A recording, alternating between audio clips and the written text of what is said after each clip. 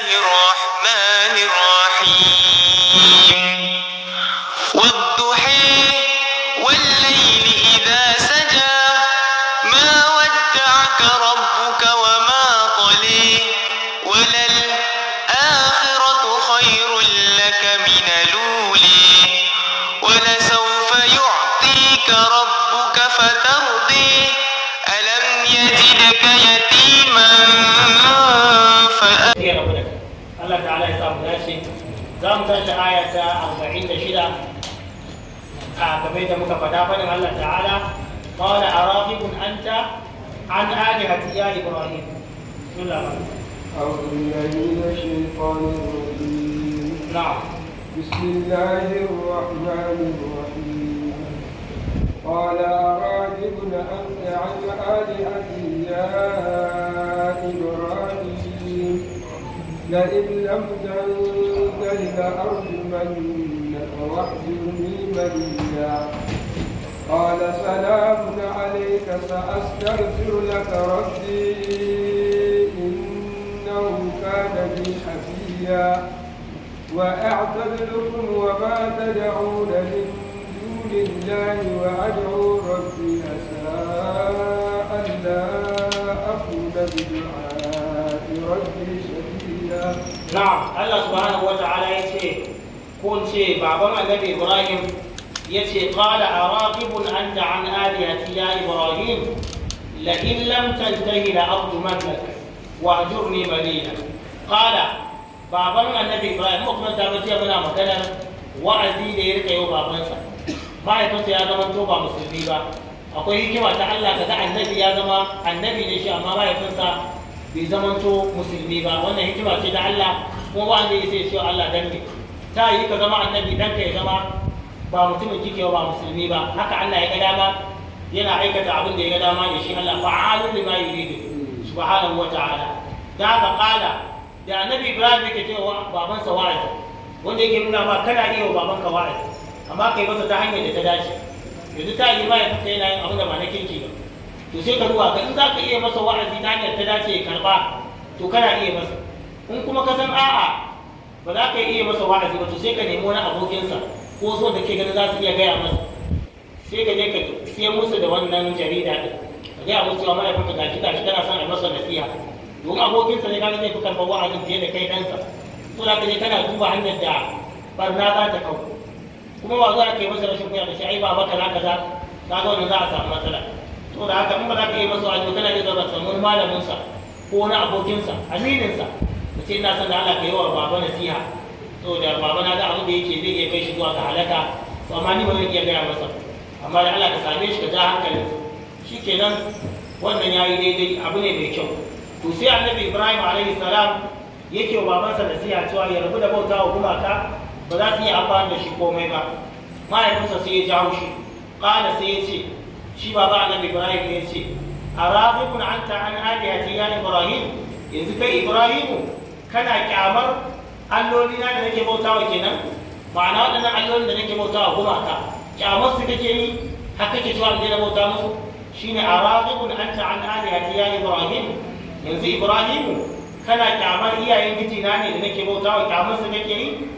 yace to la in lam tantahi la arjumannak yace to tabbas idan baka bar wannan abin da kake yi ba lalle zan jefe ka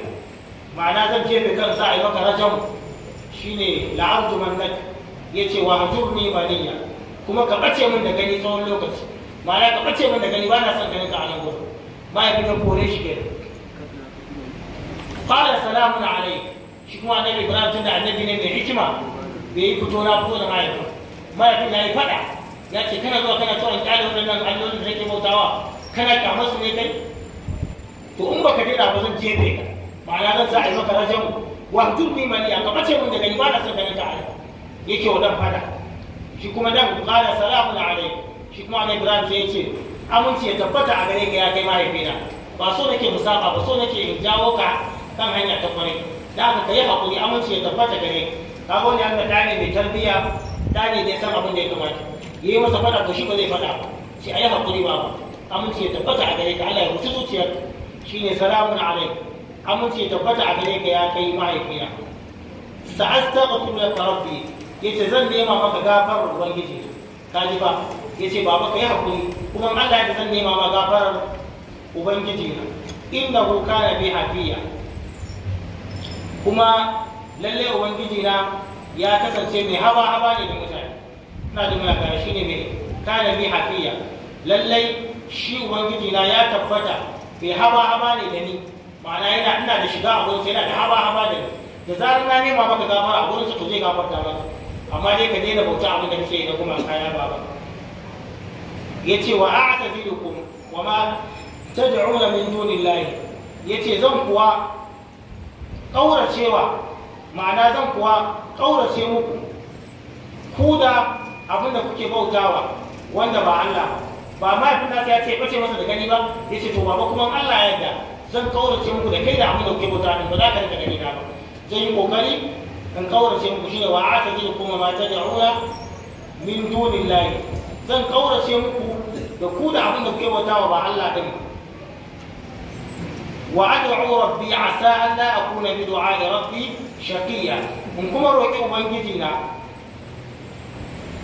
kuma sa tsammanin cewa ba zan zama tababbe ba game da roƙon ubangiji na da nake. Ma'ana Allah da abin da nake roƙon Allah zai amsa min wannan abin da nake roƙa. Ni dai fata na matsayin ka da mahaifina ya zama to ka samu shari'a, ka bar bautar gumaka, ka zo ka bauta wa abin da zai iya maka amfani. Bai kamata ka rika bauta wa abin da ba zai iya agaza ba da komai ba, san da ke neman taimako ba zai iya taimaka maka ba. Kai abin da watakila kai ka fi shi ma amfani kuma ka rika bauta masa. Yanzu kamar rana, masu bauta wa rana kaga akwai bautar hankali. Asulan rana ina Allah ya yi ta don taimaka hidima kai mutum. Allah ya yi ta don taimaka hidima. Ko kuma ka je abin da aka yi ma don nema hidima kuma ka je ka rika bauta masa, ka gane mutu akwai bautar hankali. To da aka yi ne musu wa'azin su daina bauta wa kowa ba Allah ba, kuma yana taimakon Allah ya karbi wannan istighfari da zai musu ya nema musu gafara ta yadda za su dawo kan hanya su daina bautar wani ba Allah. A waɗannan ayoyi yayin uwa za mu fahimci abubuwa kamar haka. Abu na farko za mu fahimta ƙarƙashin ayoyin kalaman mahaifin annabi Ibrahim sun nuna shi mutum ne mai zafi da kaushin mu'amala. Idan kun lura maganganun sun nuna haka, kaga daga ce masa ya daina bautar gumaka ya zo a tashi zuwa ga abin da zai masa alkhairi, sai fushi yake yi wa annabi Ibrahim faɗa. Wani ya nuna mahaifinsa yana da fushi, yana da mummunan mu'amala, wanda ba haka ake so uba ya zama ba. Ana so uba ya zama mai tausasa a tsakaninsa da 'ya'yansa, mai mu'amala ta kirki, mai jawo su a jiki, yana jin cewa 'ya'yansa ne, yana tausaya musu, yana son ci gabansu, yana karɓar nasiha daga wajensu. Na da muna gane kai uba a matsayin ka na uba ya kamata idan 'ya'yanka suka taso suka girma, shawara ma ka riƙa yi da su. Za ka yi wani abu kira suka ce ina ganin ina da shawara ko wasu kuɗi da samun kaza, ina ganin ina son sai filaye a kuɗi kaza ko in yi kaza ko kuma a kaza ya kamata ya kuce gani. Za ka ba su shawara, za su ce to ai ina ganin baba kamata ya yi kaza a yi kaza a yi kaza. Ka ga wannan duk ka jawo 'ya'yanka a za su ganin cewa su ma duk abin da ya tashi za su zo su nemi shawararka, kuma sai inda karfin sai ya kare a kan. Amma kai ya zama uba kullum sai faɗa tsakaninsa da 'ya'yansa, kai me yasa ba ita za ba kun to sai su rika jin tsoron ka ba kai uba. Tsoro suke ji masu zo wajen ka saboda sun san da sun zo faɗa na ka rufe su da shi. Uba a san uba ya zama haka, uba ya zama mai tausasa tsakaninsa da 'ya'yansa. Idan sun taso sun girma sun isa aure yana da iko ya yi musu auren. In akwai gidaje za a ba su aron gida su zauna, amma ba za a ba su kyauta ba. Tun da kaga idan watakila akwai wasu 'ya'yan kanana, in kai zama da manyan 'ya'yan ka ɗau gidaje ka ba su, to in ƙananan 'ya'ya kuma za su taso kuma ba su da wani abu. Ka iya yi ma ka faɗi ka mutu, ƙananan 'ya'ya ba su da komai, manyan kuma su suke da kuɗaɗe. To ta yiwu manyan 'ya'yan sun yi aure a ba su aron gida su zauna ko ba a ba su kyauta ba. Kana da gidaje ka ce to gidana na guri kaza bar a bawa na aro ya zauna, amma ba kyauta ba. In na mutu yana nan a matsayin na magana. Duk irin wannan yana da kyau tsakanin uba da 'ya'yansa. Wani ya taso ya isa kasuwa, a ba shi jari inda hali. In kana ganin kanka ba shi jari baka ba sauran ƙananan ba, sai a ara mai jari a ba shi aro. A ce to a zo a rubuta an ba wani aron miliyan 50 ya je ya jari ranar kaza ga watan kaza, suwa da ku zo ku zama shaida. Idan ya girma ya samu wannan kuɗin zai dawo da su. Duk wannan abu ne mai kyau, iyaye zama suna yin wannan, sai ga ana samun jituwa da kuma zaman lafiya tsakanin iyaye da 'ya'ya. Wannan ba zai sa 'ya'yanka su rika fatan ka mutu ba, kusa da akwai an shiga wani hali ne ya suke fata wani uban ya mutu to da ya rike kudin ya kakkame ko ina ya iya saki ko shi bai wannan ba so da wasu yaran fata suke ba uban ya mutu kaga wannan mu'amala uban ita ta jawo wannan amma ya zama to uba ya mutu ya sun kuka suna jin cewa sun yi rashi wannan shine irin uban da ake so amma ka tattare kuɗi kana da kuɗi wajen miliyan 1000 nawa amma wani na faman haya da adadin sau cikin yayin ka da kai ke rike iyalan wancan yana fama da gidan haya wancan yana fama da daga kuɗi ka rike wannan ba daidai ba kai kokari ko in kaya ya su ne ma sun yi aure kana iya ba su zakka sai ka ba su a cikin hanyar Allah duk wanda ba wajibi ne ka ciyar da shi za ka iya ba shi zakka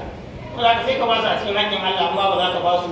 amma dai ba daidai bane abin da iyaye suke su rike ko ina ya zama to babu tausasa a tsakaninsu da ƴaƴansu da waye wannan abu ne wanda ba mai kyau ko da haka wannan mu'amalar ta mahaifin annabi Ibrahim ba mu'amalar ce da ya kamata yaya su samu wannan ba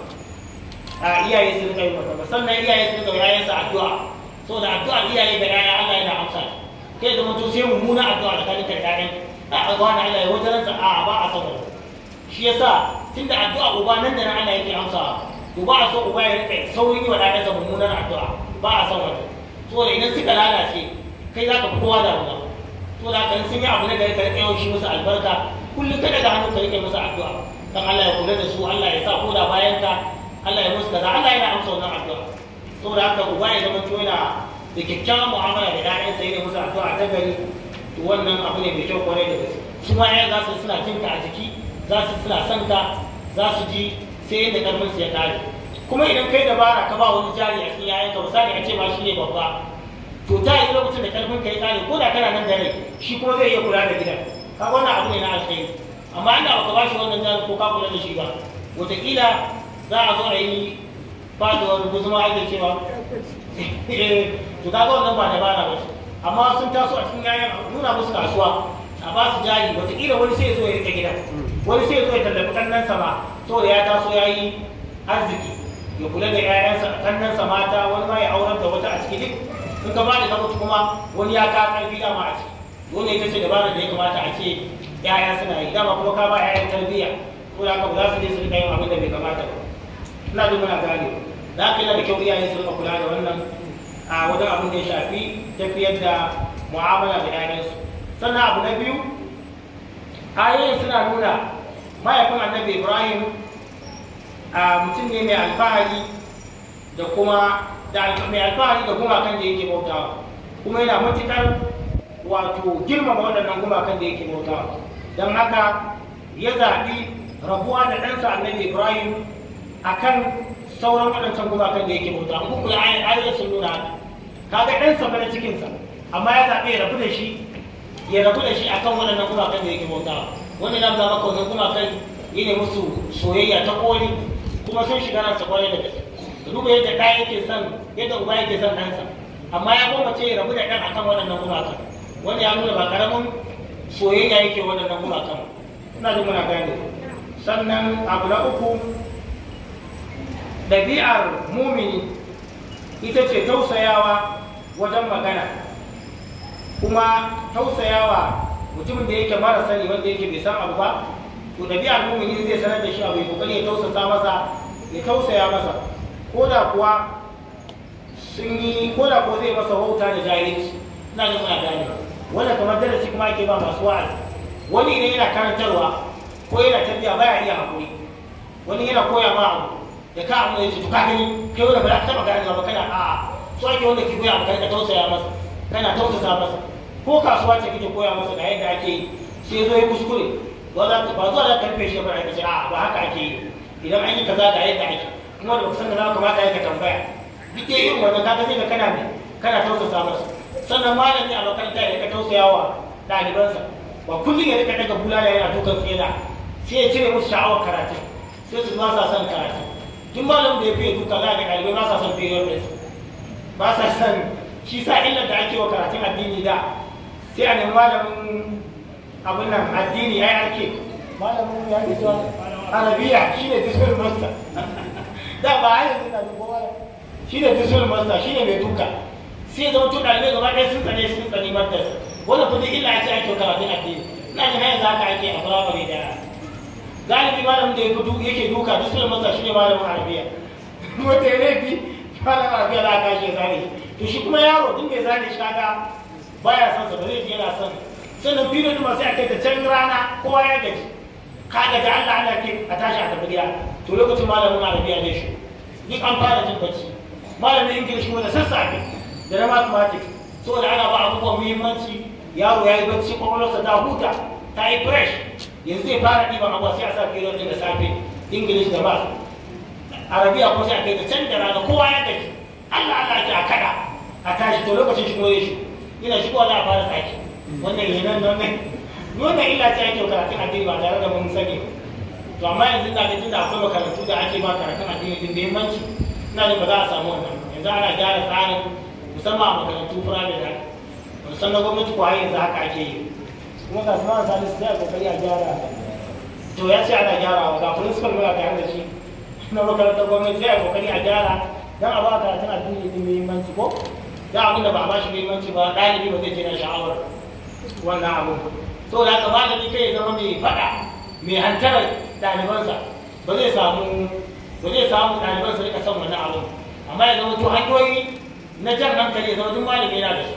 hanyoyi wajen ba da kyaututtuka ga wanda suka yi kokari wanda ba su kokari ba kan a ba su kaga za su kokari su ma su game sun dage wajen yin wannan malami ya kokarin sa wa ɗalibai sha'awar wannan abin da suke koya ne kai ya tsoratar da su da jarabawa su sauran malami musamman kuma yanzu a jami'a shi kuma malami da ya shigo farkon shi kuma ya fara gaya muku aiki ku na jarabawa wannan kaza tun ka a fara kaji ya gaya musu yana tsoratar da su jarabawa kaga za su ga wannan duk ba dabara ba su amma ta yi malami ya tsonna musu su tsaya ba su fahimci abin da za a koya ne muhimmancin abin in sun magana jaraba ya ce wannan abu ne mai sauki ba ita ce manufar to duk wanda yana cikin method na harka ta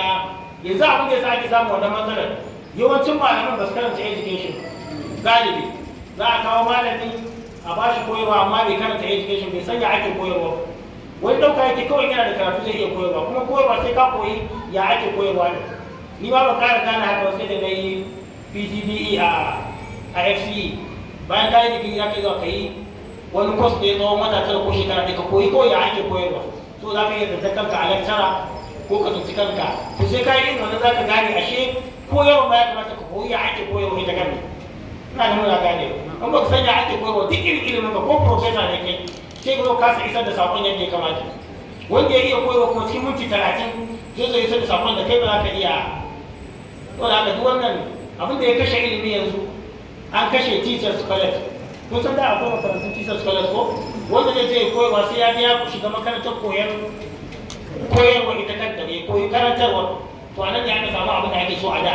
amma a yanzu ina jin tun lokacin wasan da aka kashe wannan teachers college aka fara kakkashe za da abin da sauransu shi kenan abin ya zama baya abin da sauransu kuma an mai da koyarwa kamar wani abu ne na in an rasa ya za a yi da kai sai a ce bari a baka koyarwa an kan rasa ka yi mana kokari a siyasa ka yi wa yanzu a ce to bari koyarwa da ne a baka rike mana can ka abin da su ka bai cancanci abin ba wani ma bai ko skandi da kiki bai sai a ce to tunda an rasa me za a yi da shi sai a kai shi koyarwa a firamare za a bai iya ba zuwa ka tafi ta muka yara kawai yana ta ba abin da ya wannan shi ya kashe ilimi musamman a harka ta gwamnati amma yanzu ana kokarin farfado da ilimi din sai mu jiwa shugabannin addu'a suna ta kokarin ya za a ga ilimi din an ba shi hakkinsa an yi abin da ya kamata wannan abu ne mai kyau sai mu musu addu'a Allah ya musu jagora a samu a farfado da abin yadda ya kamata Allah ta'ala ya samu dace sai abu na ƙarshe na ko mu ce abu na hudu ko baya halatta musulmi ya nema wa kafiri gafara a wajen Allah subhanahu wata'ala baya dacewa mutumin da yake ya mutu kafiri ka nema masa gafara a wajen Allah subhanahu wata'ala bayan ya mutu ba a yi wannan misali mutum da ya riga ya mutu a matsayin kafiri kuma ka zo kana nema masa gafara a ba a yi wannan duk mutumin da ya mutu kafiri to Allah baya gafarta masa idan ya shiga wuta kuma ya shiga har abada ba zai fita ba wanda ita ce illan mutum ya mutu ba musulmi ba idan mutum ya mutu ba musulmi ya mutu kafiri to in ya shiga wuta ya shiga har abada ba fita amma mutum ya mutu musulmi to wannan ko da ya shiga wuta saboda wani laifi to akwai ran da Allah ta'ala zai fitar da shi to kuma baya halatta ko da mai gidanka ne a kasuwa ko da mai gidanka ne a ofis ya riga ya mutu inda ya mutu kafiri ba za ka nema masa gafara ko dai suwa ka je wa iyalai suka ce Allah ya gafarta masa sai dai ka ce musu sori ko kana iya musu sori ka ce sori ya riga ya abin da to sori ku ya hakuri ko abin da sauransu amma ba ka ce Allah ya gafarta masa in dai har ne ba a ce Allah ya gafarta masa ko da mai gidanka ne a kasuwa ko a ofis ba ka ce Allah ya gafarta masa musulmi yake faɗa wa wannan amma su ba laifi ka je kai musu sori ka dan hakurkutar da su ka ce abin da ya hakuri haka da sauransu ne dama Allah ya riga ya yi sai ya mutu ne lokacin sa yayi amma ku yi hakuri na wani lokacin za ka ga idan har ne ya mutu kan mu'amala in aka je masa gaisuwa sai a ce Allah ya ji kan musulmi to su kuma su gane musulmi kai wa adai ce ba za ka ce Allah ya ji kan namu ba to kaga faɗa haka kenan ku a sun ce ba za ka ce Allah ya ji kana sai ka ce ai ya mutu ba musulmi ya musu baro ka ce addinin mu ya hana mu ce Allah ya ci kan wanda yake ba musulmi ba ku yi haƙuri gaskiya za mu zo mu ba ku haƙuri in wannan abu za ku ba su na taimako ma da tallafi duk babu laifi don ba su wani kayan abinci a ɗan haƙurƙutar da su kila wannan mu'amala ma ta jawo su zuwa ga shiga musulunci su ga cewa ashe addinin musulunci wayannan ba addinin mu ɗaya ba amma sun mana wannan to ashe wannan addinin nasu ba na kyamar mutane ba ne addinin nasu na taimako ne wannan zai iya amma ka ce Allah ya ci kansa wannan ba daidai ba ne inda ya mutu kafin baya halatta gaskiya musulmi shi ne ake cewa Allah ya ji kansa kafiri yana makocin ka ko kuna mu'amala wasu abubuwa na rayuwa duk ba laifi ka je ka misali yanzu ya samu wani abu na murna ya samu ƙarin girma a gurin aiki ko ya samu aiki ko wani abu kana yi zuwa kai masa congratulation ko sai ka ce masa congratulation da waye haka ne ka nuna masa murna babu wani abu ya samu abin damuwa ka je ka jajanta masa duk wannan babu laifi amma ka ce Allah ya ji kansa ko Allah ya yi kaza to wannan baya halatta ga wanda ya mutu a ba musulmi ba musulmi kawai ake yi wa wannan aya ta gaba Allah ya ce wannan ta bada kama su ma mu shi ko abdul azan na'am فلما اعتزلهم وما يعبدون من دون الله وهبنا له إسحاق ويعقوب وكلا جعلنا نبيا ووهبنا لهم من رحمتنا وجعلنا لهم لسان صدق عليا فلما اعتزلهم وما يعبدون من دون الله Allah ya ce to lokacin da ya kaurace musu tare da abin da suke bautawa ba Allah ba wa habna lahu ishaqa wa yaqub Allah ya ce sai muka yi masa baiwa ta da shine ishaqa da kuma yaqub Allah ya ce wa kullan ja'alna nabiyya kowannen su kuma muka bashi annabci ma'ana kowanne a cikin su muka sanya shi a matsayin annabi yayin da annabi Ibrahim ya kaurace wa mahaifinsa da abin da yake bauta din nan ba Allah ba to a lokacin sai Allah ya masa baiwar da Ishaq da kuma Yaqub Allah ya ce wa kullan ja'alna nabiyya kuma kowannen su mun sanya shi ma'ana a matsayin annabi mun bashi annabta annabi Ishaq da kuma annabi Yaqub ya ne ga annabi Ibrahim alaihi salam Allah ya ce wa habna lahum min rahmatina muka kuma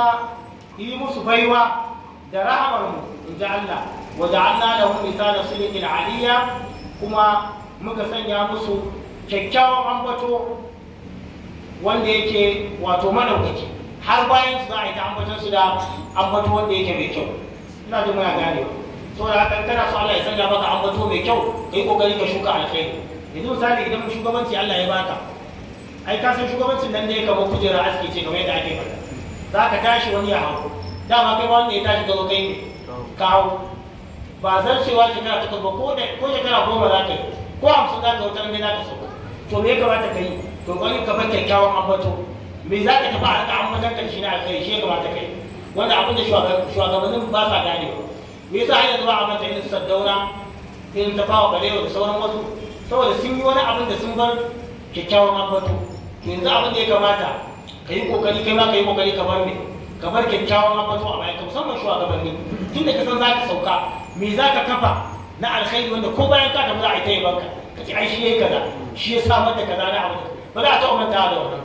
to wannan shi ya kamata mutum ya yi bayan da ya ambace ka da kyakkyawan ambato in baka ba alkhairi kuma ko da unguwa da kake rayuwa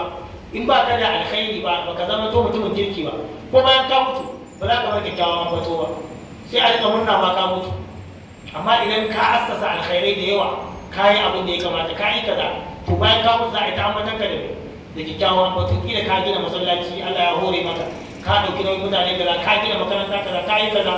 kowa ya kama za a ji cewa ka wani shi ya gina wannan gurin, shi ya yi kaza ake samun alkhairi, shi ya kai su wani kasuwa ga shi sun zama wani abu, shi ya ba wani jari, shi ya yi kaza,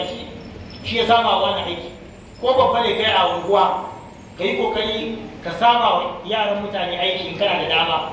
saboda dama da ke za ta iya kubcewa. Ya'yan mutane sun gama karatu,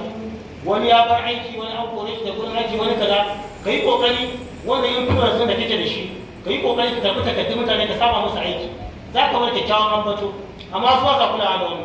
wanda ka same shi babba ne a unguwa, yana da faɗa aji a gwamnati, amma ba za ka iya irga mutanen da ya sama wa aiki ba, kuma yana da wannan dama. Ba za ka iya irga mutanen da ya kai ya sama musu wasu abubuwa da su ma za su rike iyalansu har su taimaki wasu ba. Wannan duk rashin dabara ne.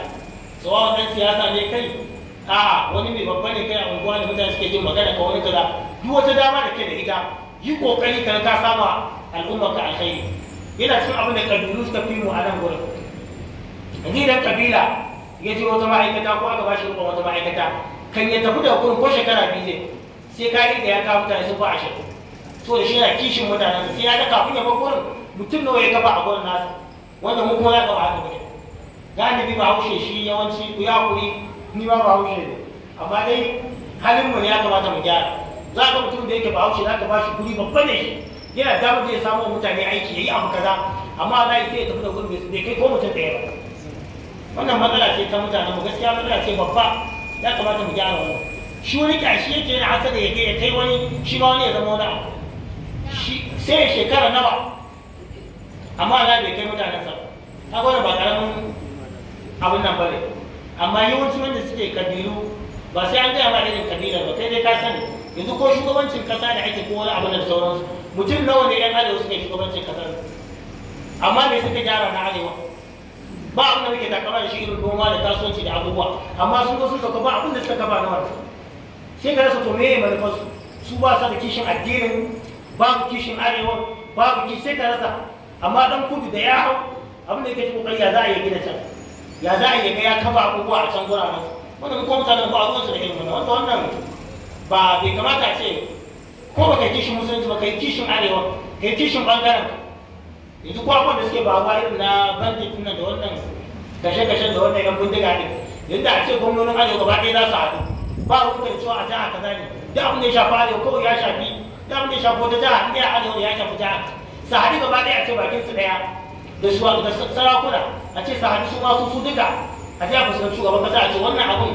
ba inda yake faruwa sai wajen mu, me yasa haka? Me yasa ba za a tashi tsayin daga a ga cewa an yi kaza ba? A ce ya wuce ɗaya abin nan, a ɗan lokaci za a ga an daina waɗannan abubuwa, saboda za a bar komai a zuwa tsaya akan abin sai an ga ƙarshen su. To amma ba ruwansu kawai, wani yana ganin tunda abin ya shafi Sokoto bai shafi Kano ba shikenan. Wanda a indirectly inda ana da tunani da abin da ya shafi wani abu a jiha ta Arewa ya shafi na. Yanzu misali da muke takama da shi a nan Kano, ba kasuwanci ba, to idan ba a zama lafiya a Arewa kasuwancin kuwa sai yayi baya.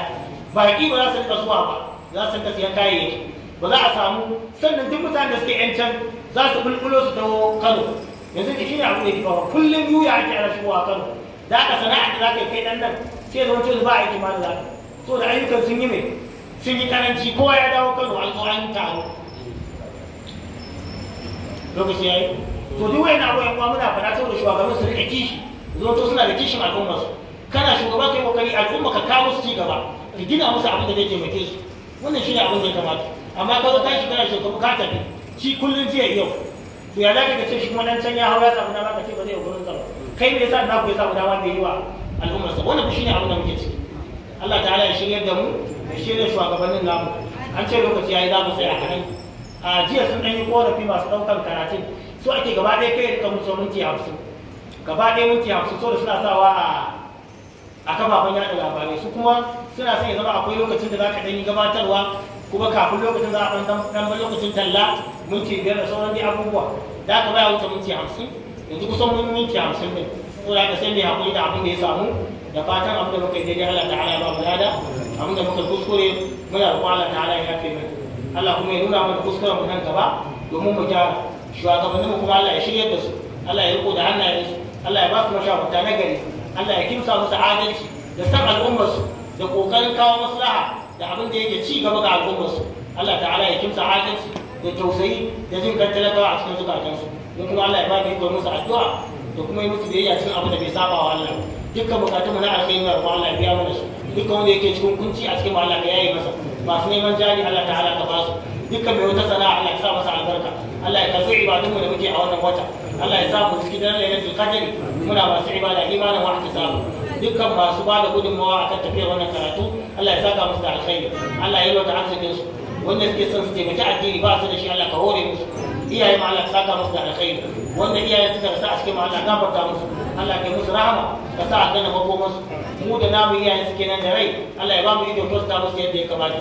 Kan rabo mu ta zo Allah ya sa mu lafiya. Wannan jaha ta mu Allah ya kara mata kariya. Allah ya kara mata tsaro da zaman lafiya. Kasuwancin cikin ta Allah ya kara mata albarka.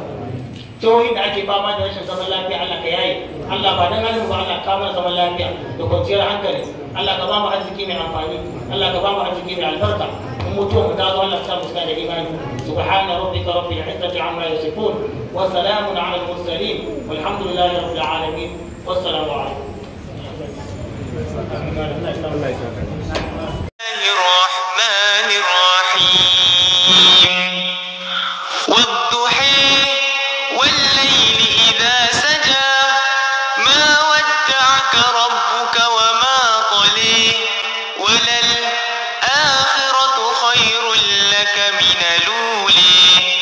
ولسوف يعطيك ربك فترضي ألم يجدك